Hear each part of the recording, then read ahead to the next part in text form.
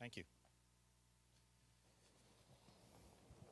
See, the key thing here is the electronic timer, which you can't see, but I see. John W. Thompson here, as you can see from the board. Conversation. I first met John when he was at IBM many years ago.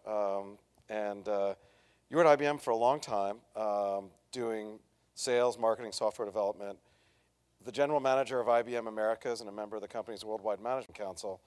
But then Symantec, and you've really taken that company on a tear. Done a great job with it. Chairman of the Board of Directors, Chief Executive Officer of Symantec. Grown from a small consumer software publisher, so it says here, to the market leader for security and availability solutions. A couple of other interesting things, which I didn't know until I got the handy-dandy bio, was that in 2002, George Bush appointed you to the National Infrastructure Advisory Committee to make recommendations regarding the security of the critical infrastructure of the United States. And even though I want to talk about here the future of security, I want to start off, just because I thought that was so fascinating and be a great way to get started. How's the government doing with security? Poorly. Poorly. What can you say about how safe they really are? I mean, how safe is my tax return?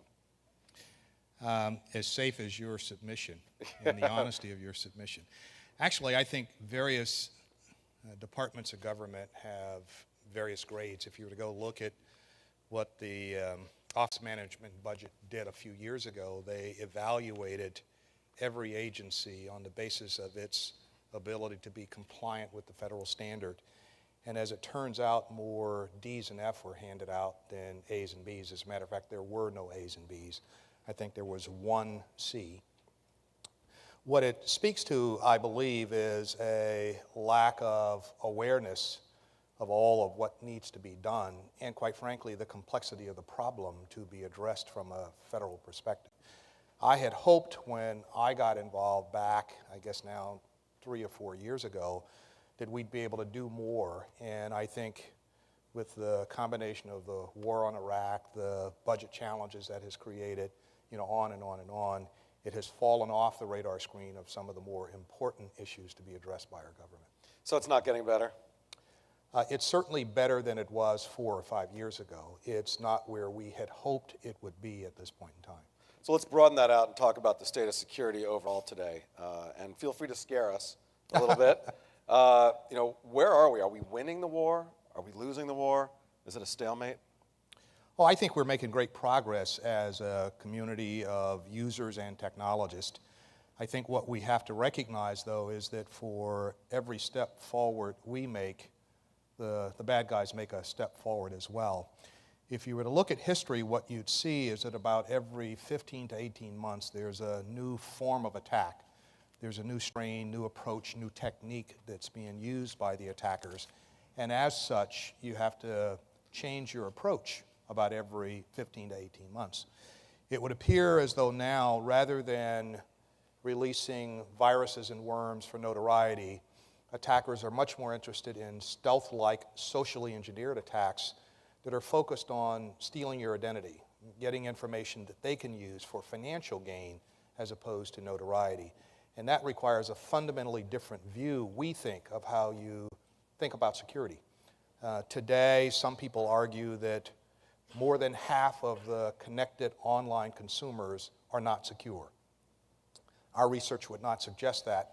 Our research would suggest about 60% of them are. But regardless, let's just argue 50% for a moment. What that suggests is people either don't have the awareness and consciousness that they need to do something, they have some price inhibition, or, quite frankly, we as the technology deliverers haven't found a way to reach them in a way that's appealing enough. And I would argue that as time goes on, in order to engage everyone in a secure infrastructure, corporate America, the world at large, is going to have to serve consumers their security as opposed to expecting them to show up at their electronic doorstep secure. And that's a fundamentally different change in the philosophy of how security is going to have to be delivered as we move forward. Well, how does that happen? Because right now, you buy a computer from Dell, you get 90 days. That's it. Consumers, there's no, Dan Farber and I were talking about this earlier, there's no Smokey the Bear or McGruff the crime dog out there saying, you should secure yourself or the forest will burn down. I mean, how do we make that happen? Well, we've certainly argued through the NIAC and other initiatives that I've been involved in that since our lifestyles have changed to the point where the digital experience is a part of our daily lives, there is a role for government to play that is as much about awareness and training and education as it is investing in technology or investing in advanced research and development. To the extent that the government has perceived that there was a danger to the citizens, the government took action. And I would argue as this notion of financial crimes inflicted on consumers starts to grow, that might be enough to be a call to action for government to do more, to raise awareness, to create the campaign, not unlike Smokey the Bear or the robot that drives the cars. Ironically enough, we have such a program that has been sponsored by the FTC. There was a turtle. Now maybe that's the head in the sand notion, but there's a turtle called Chewy that was created as the representation of the Smokey the Bear campaign. Well, you can find it once a year, 1 day a week, when we have the National Cybersecurity Safety Awareness Campaign. That's about it. That's not the way we created awareness about the dangers of forest fires or the hazards of smoking or any of the things that we thought were fundamental to influencing or affecting the lifestyle of Americans. So you also said that 40%, 50%, whatever, of the consumers are not using the software, and they all use ours, though. Well, yeah.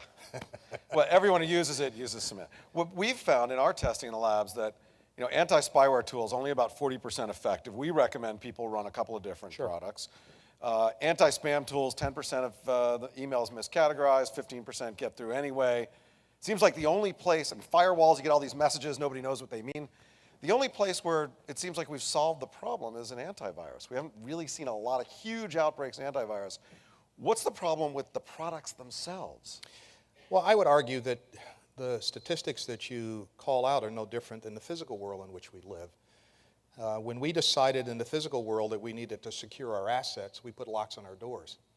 As our awareness level and the value of those assets that we wanted to secure increased, we changed the nature of how we provided security for those assets. We put alarms on our doors, motion sensors inside, a range of things to layer security on. And arguably, that's what we will have to do in the digital world. So we should not assume that any one technology at any one layer is sufficient to protect the connected experience that we want to have. Therefore, we have to think about security in the digital world as we do in the physical world, layer it on. Now, what we have noticed in the advances of the technology, if you were to go back 15 years to the early days of antivirus technology, it was equally ineffective as perhaps some of the nouveau riche technologies are today for spam protection or spyware or what have you. And as we advanced the state of the art with the technology, we got better at detecting and eliminating, most importantly, the false positives, hence the sky is falling phenomenon that you truly don't want to create in this environment. And I think you'll see, and certainly you have seen over the course of the last 18 to 24 months, about every 6 months there's a new leader in the spyware category. Someone who does just a skosh better in detection and a skosh better in false positive rates. And I think that'll continue to occur over the course of the next 2 to 3 years as we continue to evolve that technology base. Now you talk about adding layers on top of layers and on top of layers, and I remember living in New York City, and I had locks on top of locks on top of locks. I still got broken into. Should have moved. I did. But another thing we found is that all those layers, especially for consumers, but also for desktop computers, take an inordinate amount of those cycles. And we've been talking today about, and you even said this in your speech last week, that speed is very important. And we've been talking about all these great things. We're moving all this power to the endpoint devices. But if we're going to use all that power to keep ourselves safe, is that the right way to go, or is there another way to do this?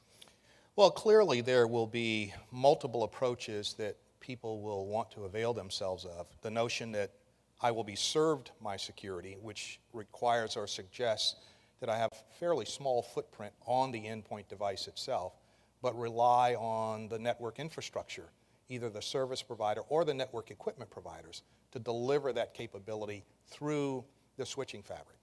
That might take less cycles at the endpoint. But I would argue that given the increasing value of the digital assets that you and I are creating, I need that compute power to protect those assets more than I do to run a faster word processor or a faster spreadsheet or a faster graphics program, I would argue. And that's a function of what value you place in the digital assets that you're creating. If you place great value in them, you should be willing to make that performance trade-off, arguably. Yeah, it seems like we end up with these new dual core chips where there's all these vast things we can do with them, supposedly.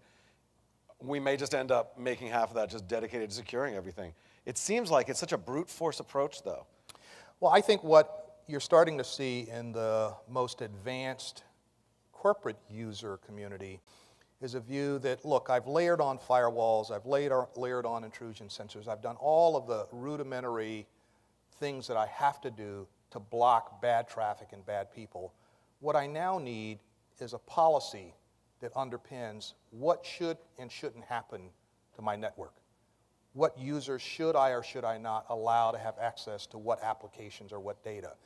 And I think a more policy-based approach is, in fact, starting to pervade corporate America or large users of digitally created data. So if you're in financial services, healthcare, you pick it, those are the companies that are doing a far more significant job of thinking through security policies and then backing into what technologies they deploy.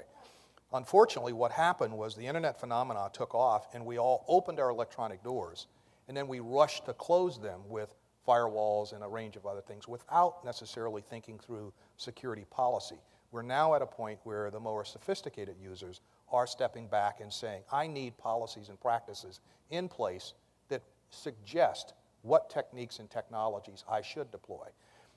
Unarguably, I think it's clear to say that many of us have not thought about security as a process. We've thought about security more as a product. And candidly, it's not. Products are necessary but not sufficient for securing the digital assets we have. So do you see it being built into all of the systems that we use, whether at home, your music, your photo organizing software at work, your database servers, and your other aspects? Does it get bound down at the application level rather than sitting above it? Well, we argue that what will ultimately happen is security will have to move closer and closer to the data or digital asset to be protected. So it will have to be engaged at the storage or transaction level for sure. And while you certainly might want to protect the endpoint to keep bad traffic or bad content from coming into the network, ultimately you want to protect it at the source where it has the greatest value to the user itself, and that's back at the application layer. And while the network is important, as IPv6 and other technologies evolve that suggest traffic will be encrypted, all of a sudden you get back to the premise of what policies should I have in place for what traffic I encrypt. Yeah, I ran into an old friend of mine at the airport last week, who was one of your employees, Steve Trilling, and Donald used to be at the research center and now trying to tell me a little bit about the database work he's doing. Can you explore that a little bit? Is that part of binding yourself to the application?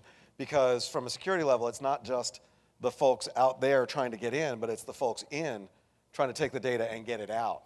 Well, in actuality, if you were to look at the breaches that occur, on average, 70% of them come from inside the firewall. And not all of them are malicious intent in their intent or in its intent. Many of them are just accidental things that occur.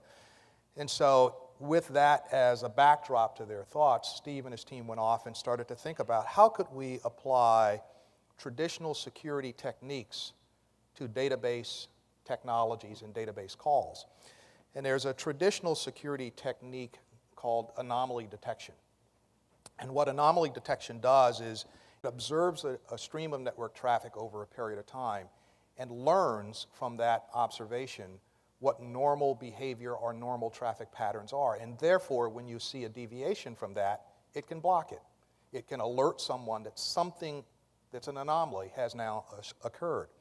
The same thing can be done to a database based upon time of day, access port. I mean, a whole range of anomalies can be envisioned, if you will, for people trying to gain access to a database who have, perhaps, granted permissions, who are, in fact, inside the firewall, not outside the firewall. And so that approach is now being applied in a product that we will launch here very shortly. It's called the Database Security and Audit Tool, because what you want to be able to do from insider attacks is audit, in many instances, where the source of that attack or incident may very well have come from, and therefore take some, not just strategies to mitigate the problem, but perhaps some actions against those who perpetrated the problem. So this is another tool in the sort of tool belt of the corporate manager of securing everything. Yeah, but again, our premise starts with you must, if you are a big electronic digital asset creator, you must have a security policy on which you ground your choices of technology. Now, how much is the security technology moving from sort of a more string-based approach, as the old school, to more behavioral? It sounds very behavioral. Look at the behaviors there. I've spent some time with the folks at Panda and their TruePrevent, and it seems like it makes a lot of sense. Detect anomalies before things happen versus waiting until it starts to happen and then react. Well, clearly what has been the state of the art was something a few years ago called heuristics. And then we moved to a technology that was more behavior-based. The problem with many of the early behavior-based technologies was that they created a lot of false positives. They were noisy, if you will. And many users who tried to deploy them felt that the nuisance factor was so great that they really had no interest in pursuing it much further. We acquired a little company about 6 or 9 months ago called Whole Security, Austin, Texas-based company that had some really, really cool behavior-based technology. It was the best thing that we had seen. Obviously, we were prompted to spend a fair amount of money to get it. And the notion is that because it had a very, very low false positive rate, we could eliminate a lot of the annoyance factor, if you will, that was associated with some of the detection techniques that are traditional in viruses and firewalls and what have you. I want to talk for a minute just about Symantec's future and then a couple of other issues before we open it up for questions. You did bring up the whole security. Is that part of the Project Genesis, what you guys are calling Security 2.0? And what the guys back in the lab, when I told them I was talking to you, they said, yeah, call it the Genesis torpedo, the Star Trek reference. Can you just talk a little bit about that, what that means for the future of individuals and enterprises and security? Well, Genesis and Security 2.0 are two different things. Genesis is the next evolution, if you will, of our consumer product family, where it will offer a combination of software that will reside on the endpoint and services that will be delivered through the network. So it'll have an online backup service that you can avail yourself of, and you can set the parameters by which time of day or change you might want to have a file backed up. And so Genesis is similar, if you will, to Norton Internet Security, but it offers not only the online service components, but it also offers a number of fraud detection and fraud prevention capabilities, which are trying to get at the new threats that we are starting to see emerge. So we'll deal with the traditional threats, we'll move forward on handling the new threats, and we'll cover the service delivery aspect of some of the components that we think digital consumers or digitized assets protected by consumers need to be concerned about. And Genesis is due out when? That product that I just talked about that product is due out will when? be announced September timeframe. It's available, its scheduled availability is September. I think the question for us is, do we deliver it in September or do we deliver it at a different time of year? And that's something the team's going through right now. Security 2.0 is more of the vein of having consumers served their full security capability as opposed to expecting them to show up served. So it's more about working with content providers, working with large corporate users to think about how they can deliver a more secure experience for people coming to their electronic storefront. And therefore, you think about, how do I protect my accounts or my transactions or my identity? And so it'll be a range of security services that will be delivered to an individual consumer, which we think is the way you get at the 50 to 60% who aren't secure today. Right. Now, we started the day here today talking about cell phones, and a theme of what we've seen over the past few hours has been very intelligent devices with lots of computing power in people's pockets. We've heard them ringing everywhere, and then this really big network and a big pipe of moving stuff down there. I still have a copy of Symantec's mobile security product that was built for cell phones, which I'm not sure anybody ever used. But is that We made $1 on it. Yeah, well, you know what? You probably made it from me.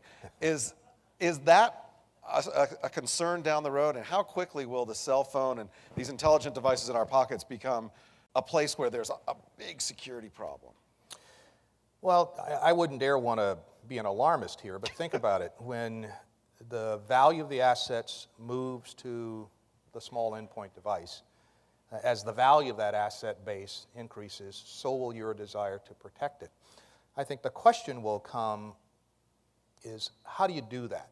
Do you do it at the network tier or layer, or do you do it at the endpoint?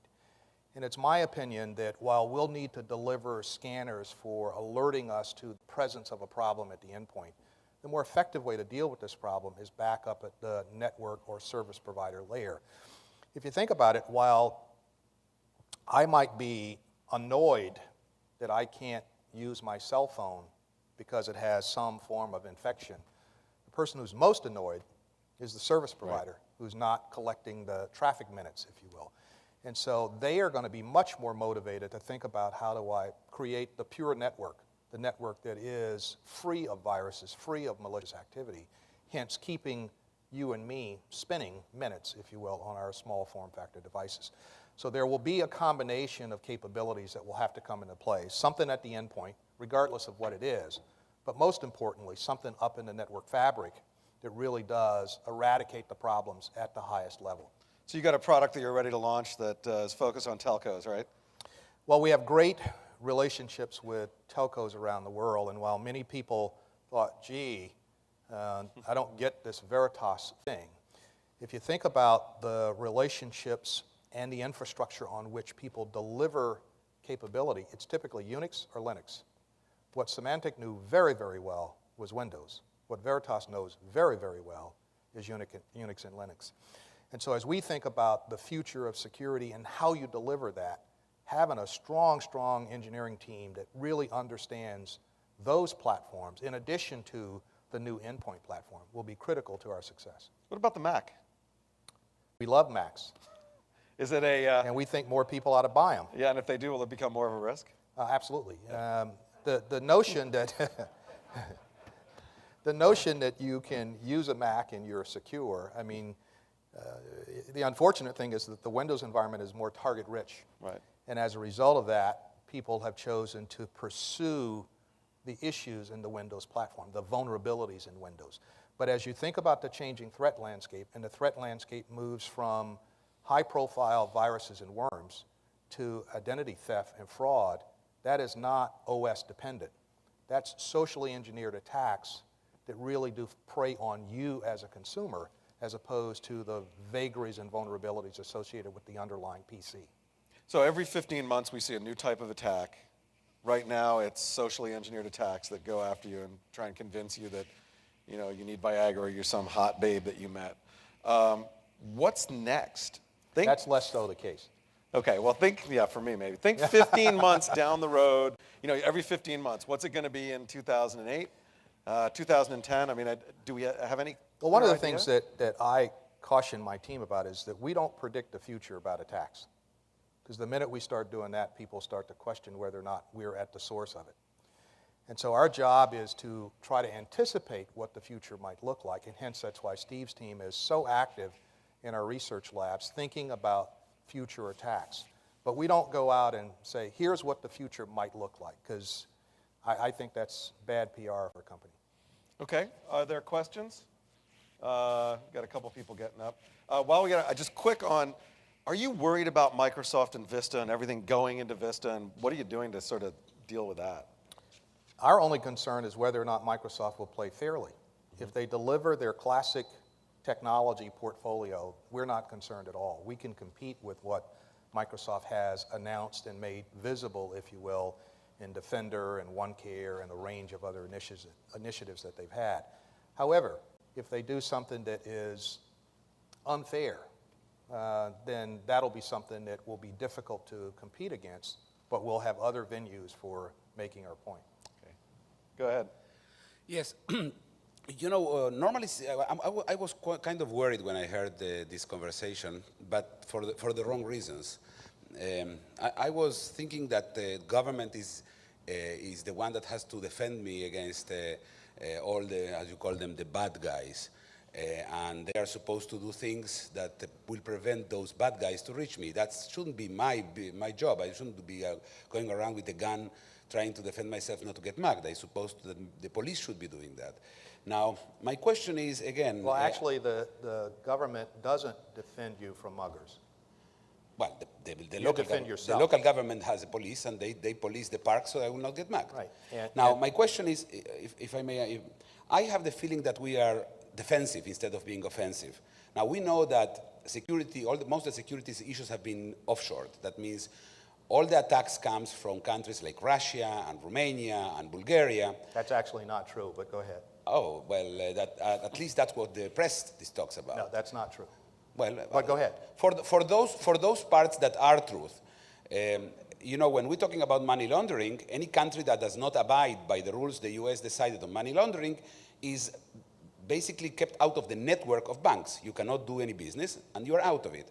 So why not to institute the same thing? Until Bulgaria and Romania and Russia will not have the right, will not take reign into its own people, we will just simply block their internet access into the internet, and we will have no relations with them. So a couple of different things. First of all, you said that it's not the case that everything is coming from these third world countries that we all hear about. It's not. That's not true. Where do they come from? There are as many attacks that originate right here in Mother USA as originate from outside Mother USA. Countries that have laws that maybe allow or shelter some of this, should they be cut off from the worldwide internet? There are no countries that have laws that shelter this. There are countries, not unlike ours, that don't have adequate laws to call into question what is good or bad behavior. More importantly, they don't have the resources for prosecution and follow-through if, in fact, they do catch someone who is, in fact, involved in this kind of crime. And I argue that we do need a set of uniform laws around the world. We do know what we should do with someone who's killed someone and fled to another country, or who's stolen money and fled to another country. We don't have a set of uniform laws like that that we can adhere to in cyberspace. I think we need that. More importantly, I think we need to commit as a community of nations that once we have the laws in place, we're going to put the resources in place to implement the laws, as opposed to having them be toothless tigers or toothless wonders. Just one little thing, just sure. Maybe an idea, maybe we should be suing our ISPs every time we get attacked with spyware, and the ISPs will take care of that traffic and do whatever you say, that it will have to be on the other side, the security? Well, that would be like saying I'm going to sue the shopping mall that has the parking lot where my car's parked, where it was broken into and stolen. So I just don't think that's the right answer. I do think we need to have laws, uniform laws, that are well enforced, well funded and well enforced, country by country by country.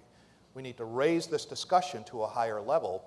Arguably, summits like the WTO or the G8 or even the World Economic Forum are great places to have the discussion. But once we have it, then we need to go do something. And I've not been convinced that there's enough commitment, collective commitment around the world to do something about it yet. One more quick question. Yeah.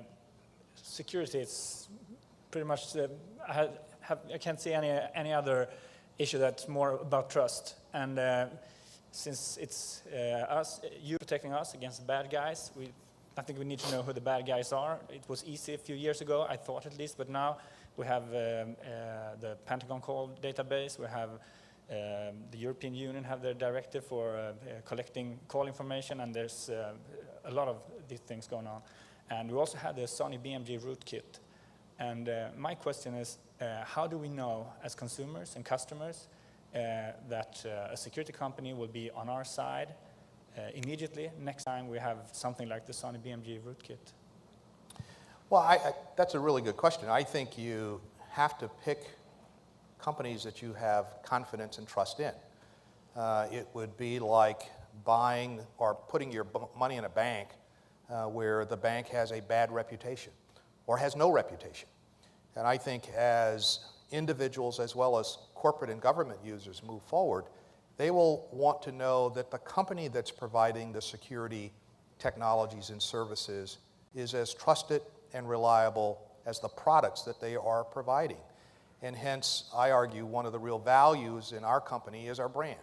We are synonymous with security in many regards, and there are other larger technology companies who have more resources than we do who are synonymous with a lot of things. Security is not one of them. I guess you just answered my question from a couple of minutes ago about Microsoft. John W. Thompson, thank you very much for joining us.